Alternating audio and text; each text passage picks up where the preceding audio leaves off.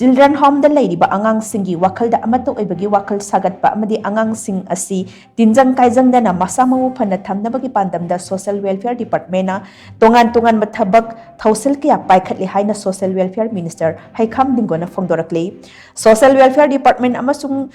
Child Care Institute Guild Manipur na sindona inter CCI Children Home gi oiba football league listing ani kudmanga hangdokpagi thoram na wafam se minister Heikham Dingo na phongdokhibani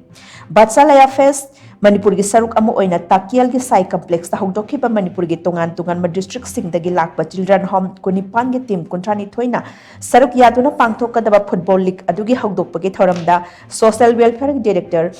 Ngangom Utam, Deputy Director Banti Konthauzam, L. Dhanesor, State Commissioner for Disability W. Bihari, Amadi Ate Official Kiana, Thauram Mapu Oina, Saruk Yaki. Thauram gi Saruk Amoina Minister Heikham Dingona, Children Home Kunipangi March 1st, Amasu, Salami Oki Aduga, Lig Asigi Ochu, Loki.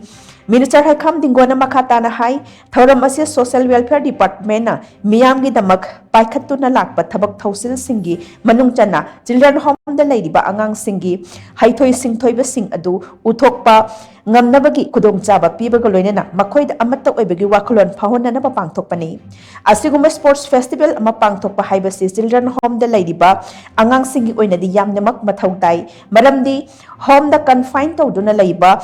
Khaktagi Muhuta mafam kya da leiriba angang singa Totna tinaduna amaga sakhang maikhang naba knowledge exchange tawbagi achoba khudong saba ama piri hauzik laibak irang asina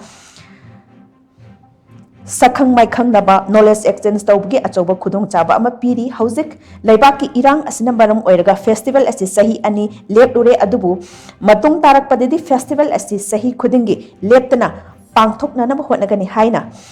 so mak na makatana phongdokhe Department of Social Welfare Government of Manipur the department sigi makha da ngasi siamna social welfare department gi aso one minute amane na big day ne na hajeni aduga maru na ngasi gi program asi social welfare gi makha da pakhali program se ko children home da leiba angang sing gi ba dum ba